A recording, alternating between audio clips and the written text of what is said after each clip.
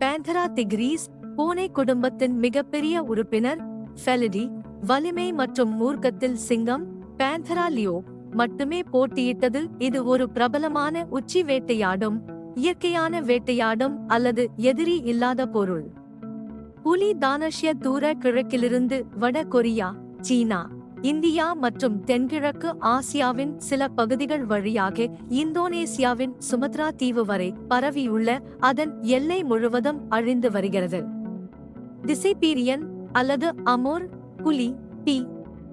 Tigris அல்டெகா மிகப்பெரியது. மொத்த நீளம் 4 மீட்டர் 13 அடி வரை மற்றும் 300 கிலோ 660 பவுண்டுகள் வரை எடை கொண்டது.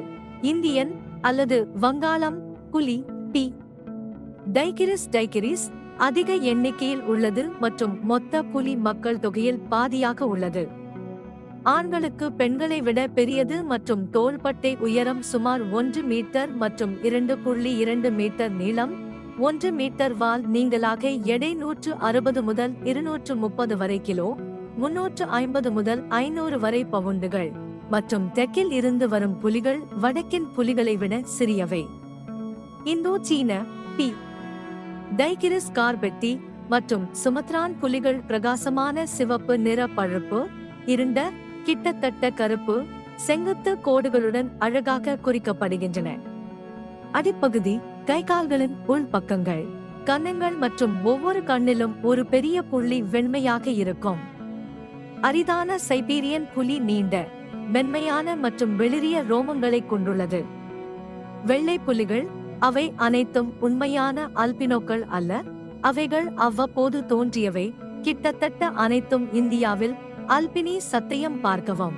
மியான்மர், பர்மா, பங்களாதேஷ் மற்றும் கிழக்கு இந்தியாவின் அடர்ந்த காடுகளில் இருந்து கரும்புலிகள் குறைவாகவே பதிவாகியுள்ளன.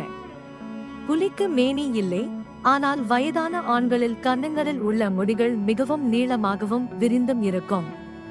பெரும்பாலான வகைப்பாடுகள் இனங்களை 6 கிளையினங்களாக பிரித்தாலும் சில கிளையினங்களை ஒன்றிணைக்கின்றன அல்லது 2 புலி இனங்கள் இருப்பதாக கூறுகின்றன. ஆசியாவின் நிலப்பரப்பில் உள்ள பி. டைகிரிஸ் மற்றும் ஜாவா, பாலி மற்றும் சுமத்ராவின் பி. இரவுகள் 40 டிகிரி செல்சியஸ் வரை குளிராக இருக்கும். சைபீரியன் டைகாவிலிருந்து 40 டிகிரி செல்சியஸ்க்கும் அதிகமான வெப்பநிலையை எட்டும் சுந்தரவன காற்றின் சதுப்பு நிலங்கள் வரை புலி பல்வேறு சூழல்களுக்கு தழுவியுள்ளது. புலிகள் நீதிமன்றங்கள் மற்றும் கோவில்கள் போன்ற கட்டிடங்களின் இடிபாடுகளை வேட்டையாடுகின்றன மற்றும் வறண்ட புல்வெளி முதல் மழைக்காடு வரையிலான வாழ்விடங்களில் வீட்டில் உள்ளன. புல்வெளிகள், கலப்பு புல்வெளிக்காடுகள் மற்றும் அடர்த்தியான விதானங்களைக் காட்டிலும் இலையுதிர் காடுகள் அதிகபட்ச மக்கள் அடர்த்தியை ஆதரிக்கின்றன, ஏனெனில் இந்த வாழ்விடங்கள் அதிக எண்ணிக்கையிலான இரை இனங்களை பராமரிக்கின்றன. கிழக்கு ஆசியாவின் மிதமான மற்றும் மிதவெப்பமண்டல காடுகளில் உருவான புலி மற்ற பெரிய பூனைகளை விட வெப்பத்தை தாங்கும் திறன் குறைவாக உள்ளது. இது ஒரு திறமையான நீச்சல் வீரர் ஏன் குளிக்க விரும்புகிறது என்பதை விளக்கலாம். மன அழுத்தத்தில் அது மரங்களில் ஏறக்கூடும். புலி பொதுவாக இரவில் வேட்டையாடுகிறது மற்றும் பல்வேறு விலங்குகளை வேட்டையாடுகிறது. ஆனால் அது மான், சாம்பார், சிட்டல் மற்றும் சதுப்பு மான் மற்றும் காட்டு பன்றிகள் போன்ற பெரிய இரையை விரும்புகிறது. முள்ளம்பன்றிகளுக்கு ஒரு சிறப்பு விருப்பம். அவற்றின் குயில்களால் காயம் ஏற்படும் அபாயம் இருந்த போதிலும் விதிவிலக்கு. ஆரோக்கியமான பெரிய பாலூட்டிகள் பொதுவாக தவிர்க்கப்படுகின்றன. இருப்பினும் புலிகள் யானைகள் மற்றும் வயது வந்த நீர் எருமைகளை தாக்கியதாக பதிவு செய்யப்பட்ட நிகழ்வுகள் உள்ளன. கால்நடைகள் எப்போதாவது மனித வாழ்விடங்களில் இருந்து எடுக்கப்படுகின்றன, மேலும் சில புலிகள் வீட்டு கால்நடைகளில் செழித்து வளரும். ஒரு கொலுவை செய்து தன்னால் முடிந்ததை உட்கொண்ட பிறகு அது மற்றொரு உணவை பெறுவதற்காக கழுகுகள் மற்றும் பிற தோட்டிகளிடமிருந்து சடலத்தை மறைக்க வேண்டுமென்றே முயற்சிக்கிறது. புலிகள் மற்ற புலிகள் அல்லது சிறுத்தைகளிடமிருந்து கொல்லப்படுவதற்கு தயங்குவதில்லை, மேலும் அவை சில சமயங்களில் கேரியனை சாப்பிடுகின்றன. இரையை கொல்வதிலும் இரையை பெறுவதிலும் உள்ள திறமை ஓரளவு மட்டுமே உள்ளுணர்வாகும். தாய்மொழி பயிற்சி திறமைக்கு அவசியம். இந்த காரணத்திற்காக சிறைபிடிக்கப்பட்ட புலிகள் காடுகளுக்குள் விடப்பட்டால் நன்றாக இருக்காது. என அதன் வரம்பில் முதன்மையான வேட்டையாடும் புலி அதன் இரையின் எண்ணிக்கையை மட்டும் கட்டுப்படுத்துவதில் முக்கிய பங்கு வகிக்கிறது. ஆனால் சிறுத்தை, டோல், ஆசிய காட்டு நாய் மற்றும் மேகமூட்டப்பட்ட சிறுத்தை போன்ற பிற வேட்டையாடுபவர்களையும் கட்டுப்படுத்துகிறது. புலியின் எந்த பண்பும் மனிதர்களை அதிகம் கவர்ந்ததில்லை. மனிதன் சாப்பிடுகிறான். இதற்கு பல காரணங்கள் உள்ளன. வயது அல்லது காயத்தால் ஏற்படும் இயலாமை, இரையின் பற்றாக்குறை, தாயிடமிருந்து பழக்கத்தை பெறுதல் அல்லது குட்டிகளை பாதுகாத்தல் அல்லது கொல்லுதல். புலிகளின் எண்ணிக்கை குறைவதால் வடகிழக்கு இந்திய மாநிலமான உத்தரப்பிரதேசம் மற்றும் ராயல் சிட்வான் தேசிய பூங்கா மற்றும் அதைச் சுற்றியுள்ள சுந்தரவனங்கள் தவிர அண்டை நாடான நேபாளத்தில் மனித உண்ணும் புலிகள் நிகழ்வது அரிதாகிவிட்டது. தனி விலங்குகளாக புலிகள், குறிப்பாக ஆண்கள், தங்கள் சொந்த பிரதேசங்களை நிறுவி பராமரிக்கின்றன. அவற்றின் அளவு மற்றும் தன்மை, இரையின் எண்ணிக்கை மற்றும் விநியோகம், அப்பகுதியில் மற்ற புலிகளின் இருப்பு, நிலப்பரப்பின் தன்மை, நீர் இருப்பு ஆகியவற்றை பொறுத்து மாறுபடும்.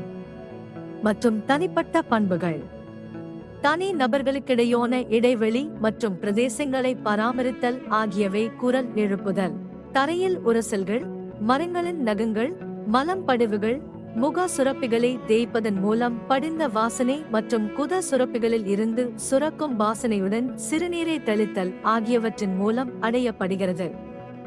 இனங்களின் தனித்தன்மையும் பிராந்திய மோதலை குறைக்க உதவுகிறது. ஆயினும் கூட மோதல்கள் ஏற்படுகின்றன. சில சமயங்களில் காயம் மற்றும் மரணம் கூட ஏற்படுகிறது. ஒரு புலியின் தயார்நிலை குரல் மற்றும் வாசனை உற்பத்தி மூலம் துணை அறிவிக்கப்படுகிறது. இனச்சேர்க்கையின் முன்னுரிமை குளிர்காலத்தில் தோன்றினாலும் 3 மாதங்களுக்கும் மேலான கர்ப்ப காலத்திற்கு பிறகு கோடிட்ட குட்டிகள் பிறக்கின்றன. 7 குட்டிகள் வரை பதிவு செய்யப்பட்டிருந்தாலும் சாதாரண குப்பை அளவு 2 முதல் 4 வரை இருக்கும். அவர்கள் பார்வையற்றவர்களாக பிறக்கிறார்கள். மேலும் அவர்களின் கண்கள் திறந்தாலும் கூட ஒளிபுகா நிலையானது 6 முதல் 8 வாரங்களுக்கு தெளிவான பார்வையை தடுக்கிறது. இதனால் குட்டி இறப்பு அதிகமாக இருக்கும். குறிப்பாக உணவு பற்றாக்குறையாக இருந்தால் பாலூட்டுதல், பயிற்சி மற்றும் பயிற்சியின் நீண்ட காலம் உள்ளது. இந்த நேரத்தில் சந்ததிகள் வேட்டையாடுவதற்கு வெளியில் இருக்கும் போது தாயின் நீண்ட கால இடைவெளியை தாங்க வேண்டும். பலவீனமான குட்டிகள் குறைவான உணவை பெறுகின்றன, ஏனெனில் அவற்றின் வலுவான உடன்பிறப்புகளின் ஆக்கிரமிப்பு காரணமாக உணவு குறைவாகவே கிடைக்கிறது. குட்டிகள் சுமார் 2ஆம் வருடம் வரை தாயுடன் இருக்கும். அவை ஏறக்குறைய முதிர்ச்சியடைந்து தாங்களாகவே இரையை கொல்ல முடியும். ஆண் குட்டிகள் பெண் குட்டிகளை விட வேகமாக வளர்கின்றன மற்றும் முன்னதாகவே தாயை விட்டு வெளியேறும்.